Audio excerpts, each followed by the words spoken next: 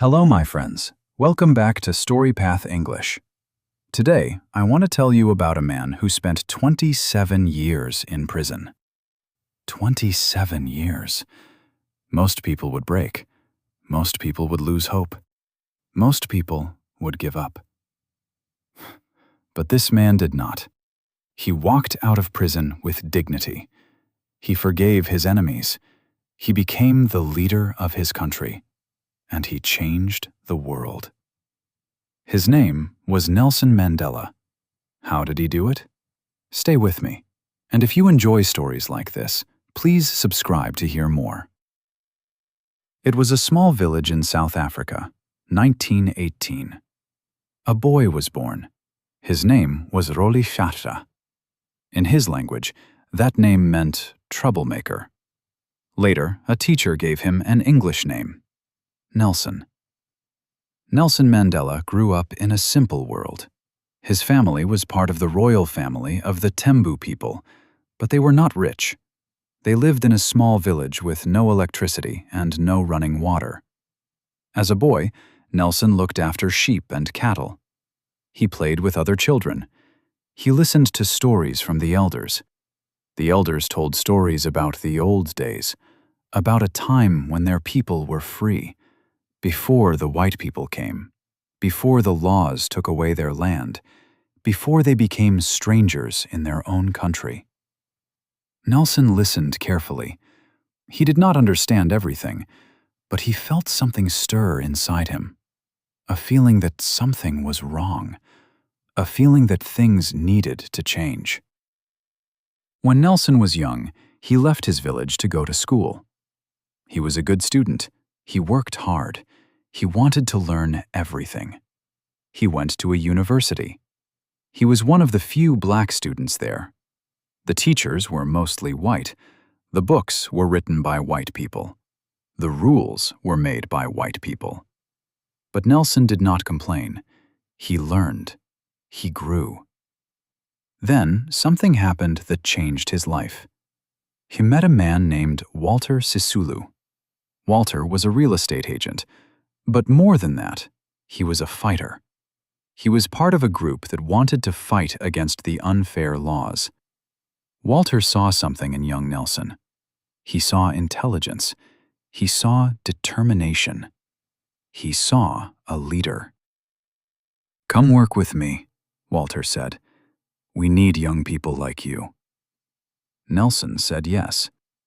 That was the beginning of his long journey.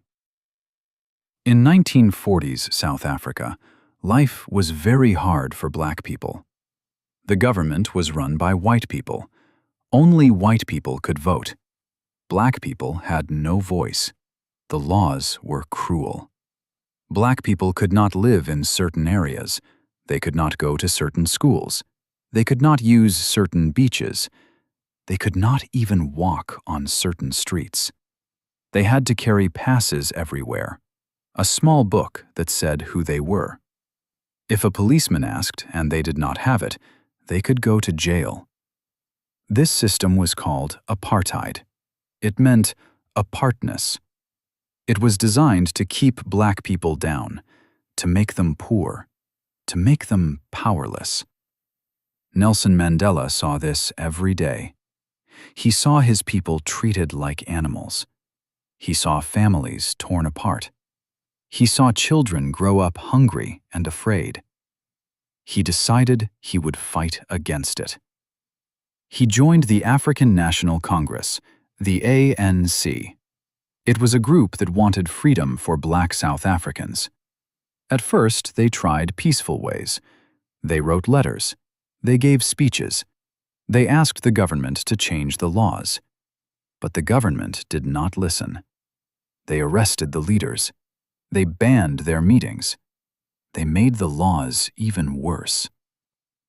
Nelson realized that peaceful protest was not enough. The government would never listen to words. They only listened to power. So he made a difficult decision. In 1961, Nelson Mandela helped start a new group. This group would use force if necessary. They would fight against the government. Not with guns at first, but with sabotage. They would damage government buildings. They would cut power lines. They would show that the government could not control them. Nelson knew this was dangerous. He knew he could be arrested. He knew he could be killed. But he believed it was the only way. "I have fought against white domination," he said later, "and I have fought against black domination. I have cherished the ideal of a democratic and free society. It is an ideal for which I am prepared to die." Those were not just words. In 1962, Nelson Mandela was arrested. The trial lasted for months. The government wanted to send him to prison for life. They called him a terrorist. They said he was dangerous. They said he wanted to destroy the country. Nelson sat in the courtroom. He did not look scared. He did not look angry. He looked calm. He gave a speech that would become famous around the world. "During my lifetime," he said, "I have dedicated myself to the struggle of the African people. I have fought against white domination, and I have fought against black domination. I have cherished the ideal of a democratic and free society. If needs be, it is an ideal for which I am prepared to die." The judge sentenced him to life in prison. Nelson Mandela was 46 years old. He would spend the next 27 years behind bars. The prison was called Robben Island. It was a small island off the coast of Cape Town.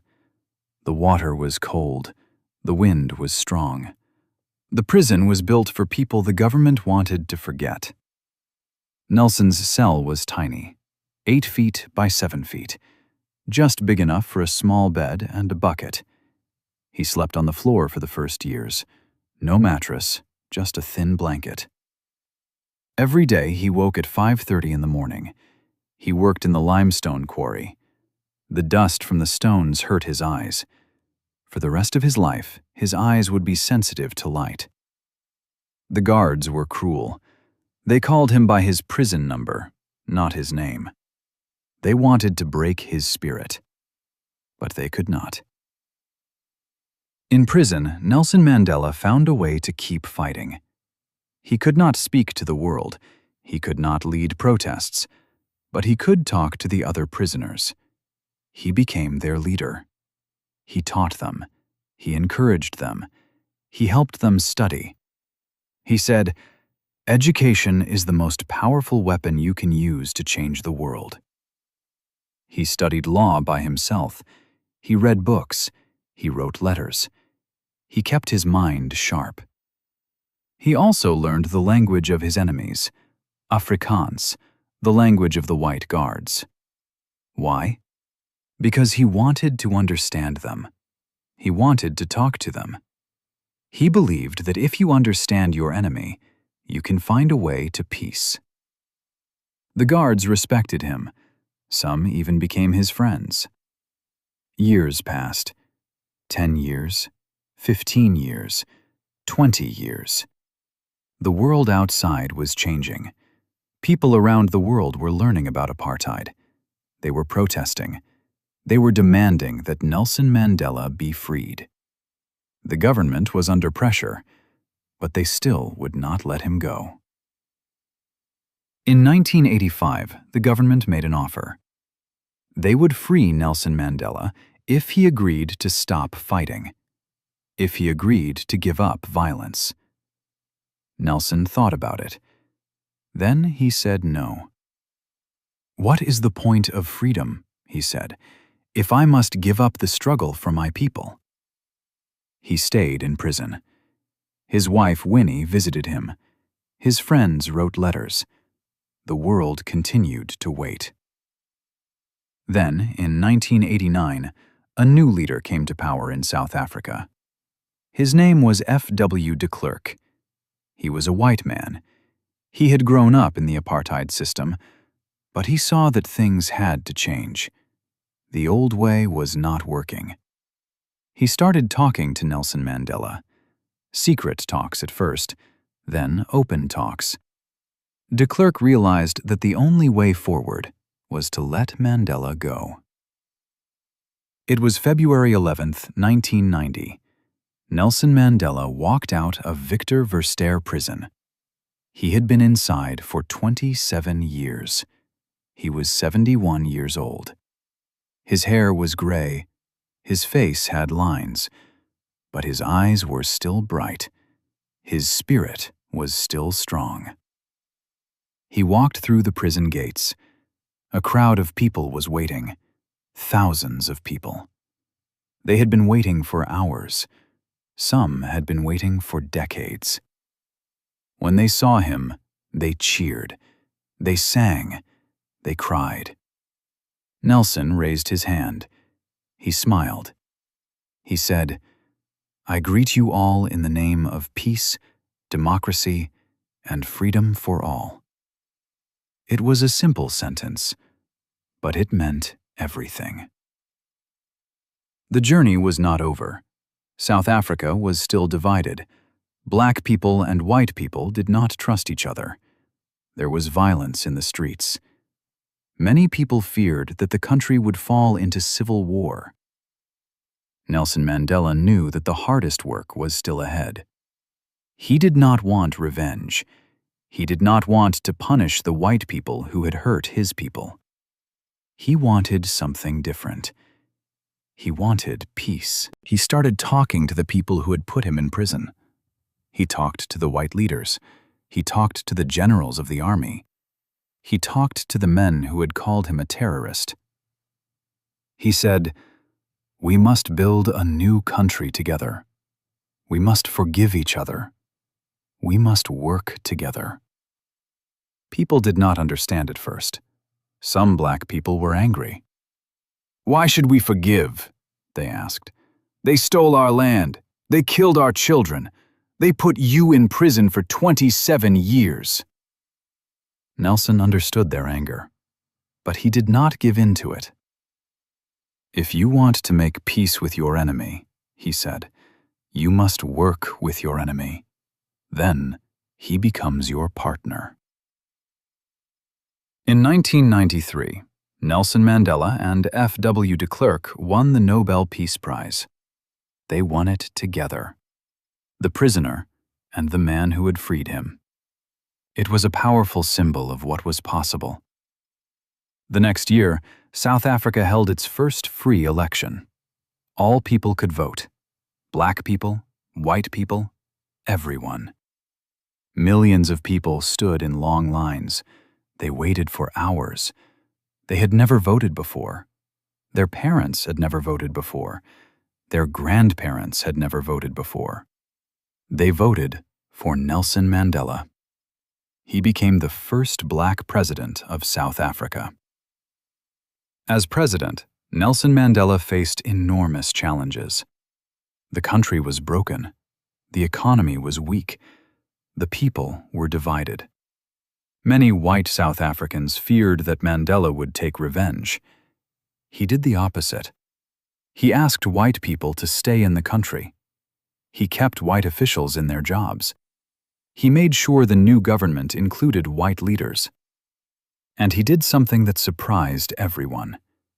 In 1995, South Africa hosted the Rugby World Cup. Rugby was a sport loved by white South Africans. Black South Africans hated it. It reminded them of apartheid. The national team was called the Springboks. They wore green and gold. To black people, those colors meant oppression. Mandela saw an opportunity. He wore the Springbok jersey to the final match. He walked onto the field wearing the green and gold. The white fans were shocked. The black fans did not understand. But when South Africa won the match, something changed. People celebrated together, black and white, together. It was a small moment, but it was a beginning. Nelson Mandela served one term as president. He stepped down in 1999. He could have stayed longer. People wanted him to stay, but he believed in democracy. He believed that leaders should not hold power forever. He went back to his village. He spent time with his family. He started foundations to help children. He continued to speak for peace. But his health was failing. The years in prison had taken their toll. His lungs were weak from working in the limestone quarry. Still, he never stopped smiling. He never stopped laughing. He never stopped loving people. On December 5, 2013, Nelson Mandela died. He was 95 years old. The world mourned. Presidents and kings came to South Africa. Ordinary people came too. They stood in line for hours to say goodbye. But they were not just mourning. They were celebrating. Celebrating a life that had changed the world. Nelson Mandela did not win because he was strong. He did not win because he was rich. He did not win because he had power. He won because he never gave up. 27 years in prison. He never gave up. Friends died around him. He never gave up. The world forgot about him. He never gave up. When he walked out of prison, he was not filled with hate. He was filled with hope. Nelson Mandela's story teaches us something important. Life can be unfair. The world can be cruel. People can hurt you. Systems can break you. But you can choose how to respond. You can choose to give up, or you can choose to keep going. You can choose to hate, or you can choose to forgive. You can choose to be small, or you can choose to be great. Nelson Mandela chose to be great, not because he was born great, but because he decided every day to keep fighting, to keep hoping, to keep loving. He once said, "I am not a saint. I am a sinner who keeps trying." That is the secret. Keep trying. Never stop. Never give up. Thank you for listening to this story. If you enjoyed it, please like this video and subscribe to StoryPath English for more stories that help you learn English naturally. And tell me in the comments, which historical story do you want to hear next? Where are you watching from? I love hearing from you. See you in the next story, my friends.